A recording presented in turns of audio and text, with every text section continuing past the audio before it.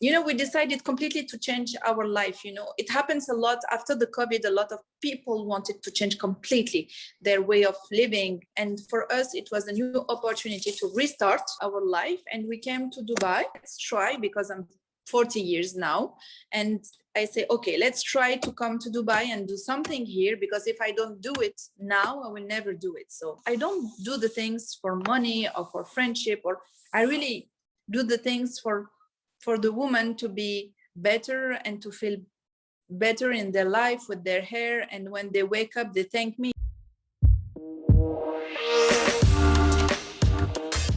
Welcome to the show, Myriam. It's great to have you here. Thank you, Kelly. Thank you for having me. We've been introduced by mutual friends, and as soon as they introduced me and told me about what it was that you were doing, and seeing your social media account and everything that you are doing in business, which is, there's quite a few hats you're wearing, I was like, I can't wait to speak to you. So can you give our listeners a little bit of a backstory as to what it is that you do, and share a little bit behind your story? Okay, so thank you for giving me the opportunity to introduce myself. I'm a hairdresser, so I started 20 years ago by doing hair, and then I created my hair care brand 12 years ago. I started with professional treatment like keratin treatment, straightening treatment, then bleaching. I'm very focused on professional things. And then I got a huge success in France, in Paris, with a lot of influencers, YouTubers, actresses, and then the brand get booming in Paris. And also I got a lot of Arabic influencers. So the Arabic region, the area here, the GCC, the Kaisa, called me. Then with the COVID, I say, okay, let's try, because I'm 40 years now. And I say, okay, let's try to come to Dubai and do something here, because if I don't do it now, I will never do it. So let's try this new challenge. And so during COVID, when the world's in turmoil, you decide, no, let's make this a little bit more interesting. And you bring your 2 children with you as well and come as a family to set up here. The first year of COVID, I was shocked, and I didn't know really what to do, what will be my life in the future, because it was 1 year of reflection. So what to do? Stop, stay with the kids, enjoying, what's next? So then with my husband, decided together to get another life, another way of thinking. We decided completely to change our life. It happens a lot after the COVID. A lot of people wanted to change completely their way of living. And for us, it was a new opportunity to restart our life. And we came to Dubai with the one vision, it's to bring our products here. So we are well known from the French community. So it's easy for French people to get our product. And then I have to do a huge work with all the other nationalities to get my brand known, my hair care, my really amazing hair care brand known. So now my products are in UNAS, so it's getting better and better to get known, because people are trusting UNAS and they buy it, and there is the repeat order, so this is a good thing. But also the salon is coming, so this is my third baby is the salon, which is coming in Dubai at the end of this summer, I think. Congratulations. And for those that are listening can't actually see Myriam, but Myriam's hair is absolutely gorgeous. It's stunning. But I suppose in your space, it kind of has to be like that all the time. So was it during, your sort of hairdressing days that you thought that there wasn't, the products weren't good enough, or the products weren't right, and you're like, no, enough, I want to, is that how it started? It started because I couldn't find actually in the market right products for my hair. So I decided to create them. So I decided to create a range that will suit with my hair care, with my hair problems. I have greasy roots, very dry ends. I have frizzy hair, so I want to manage it more easier.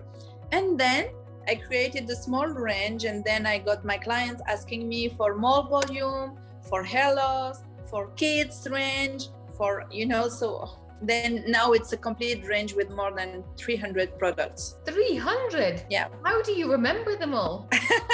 It's all my babies. Actually, I know all the formulations of all what's inside because I'm getting really involved of each ingredient, each creation. So this is all my babies. Oh, I love it. Right. Okay. So let's rewind about, because I'm sure someone's listening thinking, right, wow, that's kind of like a fast forward. It's like, this is what I was doing hairdressing. Then I got, I wanted to find a solution. I went out. How easy was it? Like, what was that journey like of, trying to find somewhere in Paris? I'm starting, or what did you end up doing when you were the first thing? It was not easy at all. So I don't want. This is good. Some people be like on social media. They're like, oh, Myriam, I want to do like you. I want to be like you. It looks easy. No, it's not. It's very hard. I dedicated all my life for work. I worked so hard, so much. I have 2 kids, 8 and 9 years old, and really I didn't spend so much time with them. I am enjoying the few time that I have with them. I'm catching it, but it's really 100% of my time is dedicated to my passion, which is creating products, which is hair actually. So no, it was hard. I started from scratch in one salon in Paris. It was a small salon. Then I moved to another one bigger. Then I got 10 salons around the area, and then I created the brand. But all this took 5-6 years. I sold all my salons and get focused on the brand. So I got some money from the salons to invest on the brand. Now what I have a big showroom on Champs-Élysées, which is the main road. And I invested with influencers to get well-known, press, media, all this. And now, the brand, alhamdulillah, the brand is well-known now in France. So, I need to redo the same here in the region. So I don't know if I have this the same energy like I did it 20 years ago, but this is my challenge. But you've already got the partial platform. So the hard part of this sort of building, from a brand perspective, you've got the credibility. I mean, you're over 250,000, 350,000 on Instagram. Let's talk a little bit about that social media side for you, because you had said that was part of the initial phase when influencers came to you to get their hair styled and cut. And that's where I guess it started growing from. And then you saw that and then used that to grow the product-based business. Actually, exactly. At the beginning, I couldn't imagine that it will be so strong, but they were sharing, organically. So this was a big difference instead of today, which is everything is paid. It's quite hard to get something organically. And this gave me a big boom in Europe, because we got even from Spain influencers. So this gave me a big help. But today it's a big part of the big part of the strategy is to be well known, just to exist on social media, to have a page, to have followers, to entertain by stories. How are you maintaining your page? Do you have a team that does it? Do you do your own? How does that work for you? My own page, I maintain it by myself, really, because I know what I want and I want it to be really natural. For my brand, I have 2 pages. I have Myriam K Arabia, which is all the Arabic words, so it's a page in Arabic, and the content is quite different. And I have the main page, which is Myriam K Beauty, and this one it's the European page, and it's maintained by a team. So I have a team from Myriam K Arabia and Myriam K Beauty, but Myriam K Paris, my own page, it's handled by myself. And do people reach out to you all the time, and do you find you spend a lot of time on it? I spend 2 hours per day by replying on the DM and posting, and I'm entertaining so much with the stories. I love doing stories, and I'm also very strong on Snapchat. So I love the Snapchat way. Instagram is more about beauty. Everything needs to be nice and to look nice. But Snapchat is more natural, more real. And I don't want to put filters. For example, I don't put filters at all when I do stories, or I don't retouch my pictures. I really want to be myself, and I have confidence. I don't want my daughter to follow influencers and to see that they are so beautiful that you will never achieve their beauty. So this is why the real life, I don't want us to live yet in the metaverse, we're still getting this life, this real life. So I'm fighting against all this false things. But in the region here in the Middle East, still there is filters, and when you don't put filters, it's quite strange. Raw. But I don't. What about TikTok? Do you spend much time on that? TikTok, it's a new platform. A lot of TikTokers boomed this last 2 years and become. I think, no, I don't spend time on TikTok because TikTok for me, it's a really young people. It can be strong in 5 years when they will grow. From now, my community on Instagram looks like me, on Snapchat also. So on TikTok, I'm not really sure they are on it. Because I found a little bit of, it's actually one of my Q2 strategies is to spend a little bit more time understanding the platform, what works, what doesn't, because I'm seeing more people using it. So I was just curious, knowing that, Instagram, and you know, from early you were there and working with the influencers in the organic stage, which is very right what you said now. Working with someone organic it's not, you have to pay them, it costs, and but it works. That's the whole thing. It does work. Completely. Yeah, it works. Even if you pay them, it works. You just have to get the money to do it. But yeah, it works. Even on TikTok, you will get awareness. But about nutrition, about buying the product, it's another thing. This you will, I think, on TikTok. TikTok, you will get famous, you will get the awareness. It's very funny. And also, for example, my TikTok, I have a TikTok also that I started 2 months ago, I think. The video that I post is not the same on Instagram, and it's not the same on Snapchat. On Instagram, when I do video, it's about women, entrepreneurial, it's empowering women, how I handle my business, my kids, my husband, and my career. But on TikTok, I cannot do that. This is, this platform, it's for having fun. So on TikTok, I'm putting dances, music, and I'm singing, I'm dancing, I'm playing, I'm acting, it's really a different way of communications. And on Snapchat, it's just the real me. So I like sharing my food, my work, my kids' problems, I'm sharing my life, my real life. That's where you find your platform in that area to be. I'm interested to know about 300 products.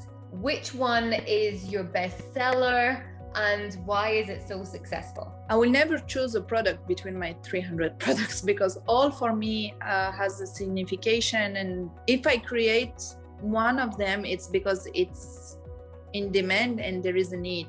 But of course, there is the bestseller. The bestseller is this one. I have it just here. Okay. It's the hair vitamin. Is this what's on your website? When I went to your website, you were holding something. Was this it? Yeah. Very good. So this one, it's made in France, vegan, gluten-free. The composition is very good. So it's just gummies like this. It's only 8 calories per heart. Yeah. And it contains, the vitamins. It's amazing. 20,000% of the biotin. You have vitamin D, A, E, not only for the hair, but also for the skin, for the nails. And this is my bestseller right now. Oh, yum. And you can't see it, we're on video at the moment, but they're in little love hearts. They're cute little love hearts. Yeah. Is this part of your signature branding that you have? Actually, I have sites all everywhere, and in France I write fait par amour. It means that all the product that I'm doing is I do it by my heart. I do it by heart. So yeah, it's a part of me. I'm very simple person and human person, and yeah, I love to be honest. I know that I cannot not 100% can like you, and it's okay for me. I am who I am. I don't want to do to force myself to be someone else, to be loved. I have rules, and I'm very natural. I'm very trustful person, and I don't do the things for money or for friendship, or I really do the things for the woman to be better and to feel better in their life with their hair. And when they wake up, they thank me. You know, I'm receiving so many messages from women that tried and say, thank you, you changed my life. Thank you, thanks to you. Now I can handle my hair. You know, this is why I'm doing this job. This is why I'm creating this product. When you launch a brand, a lot of people think that when you launch a brand, you can be successful very quick and win a lot of money. This is not true. I mean, during 3 or 4 years, I was not getting paid from nothing, you know. I was working, investing so much time on my brand and not getting money back. But it's okay, you know, because I did it. I did it for myself to be in line with my convictions, with my ideas, and with the fact that I love other women, and I want to help them to get solution in their lives. So this is why I'm doing all that things at the end. Have you completely stopped hairstyling and cutting and doing all of that, or do you still do that? I'm still doing that in Paris, because here in Dubai I still don't have the salon, but I'm still doing that in Paris. But you know, when you're taking a client, you stay at least 4 hours with her, and then I don't work. So then the work that I don't do when I'm doing my hairdressing style and things, the night I have to redo it. So now I try to be more smart. When you are a hairdresser, you spend so much time with your clients, and this is not work. I always say that for me, it's not work. I'm enjoying, because we are drinking coffees, we are talking about, our kids' problem, men's problem, food problem, the fact that we took so much, we gained so much weight, we need to lose weight. What is the solution? Do you know this one? Blah, blah, blah. It's not work. You're enjoying, actually. It's not work. And my clients are really so sweet. So always bringing me gifts, of course, food, chocolate, or things like that. Yeah. I went to Paris. This is your platform to say to your clients, I love you, but no more chocolates. Yes, exactly. You know, I came back from Paris. I went last week, and I got so many chocolates. And in the stories, I said, you know, I love you so much, but please just bring me, I don't know, a book. I can use it. But if you bring me chocolate, it's not good for my health. So please stop it. So I'm sure a personal plea. No more chocolates. No more chocolates. Yeah. So where's the shop? Where's the salon? Where is it going in Dubai? Do you have a location? Yeah, we will be in City Walk. Oh, nice. Thank you. We will be in City Walk, and we are planning to open it. We don't know yet, you know, it will be Ramadan. So I don't know how things will going, you know, because we need to start to under the constructions and everything. So I don't know, maybe we will have some delays. So let's say we will open in July. Unfortunately, July and August, I know this is the worst period of the year, but it's okay. I can handle and see what's not working. You know, when you open a new project, a new salon, you always have problem with water, with electricity, so I can fix it. And in September, I'm planning to get the big launch. I love it. September, we'll be looking out for that. So, in terms of delivery, your products are your products delivered here in Dubai? Is it global? Like, how does it work? From Paris, I deliver in all the world, and from Dubai, I'm delivering in all the GCC, actually. Okay. So Una also, so there is 2 options to deliver on my directly website, from my website, or from Una store. Okay, and I'm going to link both of those links into the podcast episode so people can access that really easily. What's one myth you would love to debunk? You know, just go, do you know what, I've been in this industry for 20 years and this is not true, or don't believe what you hear. Is there something you would like to share? Yeah, this is what I told you about the money. This is really a fact. People want to do a brand or to getting money, but please do it for yourself. Do it because you want to do it, because you love, it's your passion. Because you cannot get money, let's say, on the 3 or 4 first years. So you have to be patient, and if you don't have the patience, you cannot continue if you're doing that for money. So yeah. And also about, for me, the hardest things are the relation that you have to build with your team, because it's so hard to manage a team. So I can manage myself, but managing a team, it's a really, really, really hard part when you're not trained to do it. How many do you have in your team now globally? More than 50. Given that that's not the background that you came from, leadership and team building and what have you, what are some of the lessons you've learned? If someone's listening that's growing their business and growing a team, what words of wisdom could you share with them? The most important thing is the recruitment. You have to take your time, because in the past, when I was young, I was making recruitment very quick and taking people, and then you took time with them to show them, to learn them, to train them, and then after all 1 year, or they are not good enough. So the fact is, take your time to do a good recruit, like the beginning part. Yes. And if you have the time to spend time, time with them to explain everything, this is have no cost, they will really be and stay.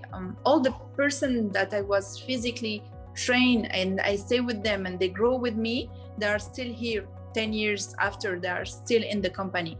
But it's really hard, because now the mentality is different. People, it's all about money.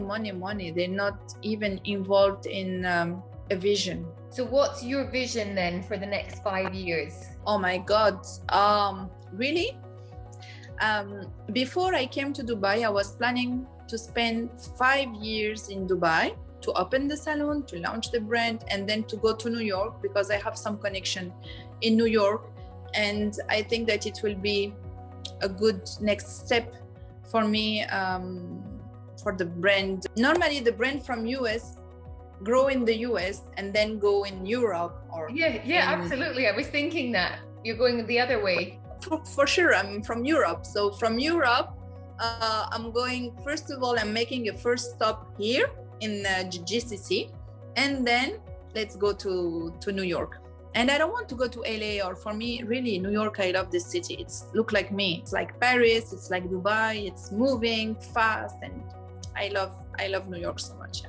But the weather, that's questionable. See, I would be the other side, like California. That would kind of suit me, I think, more. How can people find you, learn a little bit more about you, and try out your products? Can you share some of the links and places to visit? If you want to talk to me or take a hair routine from me, you can come to my City Walk salon, which will be open in 2 or 3 months.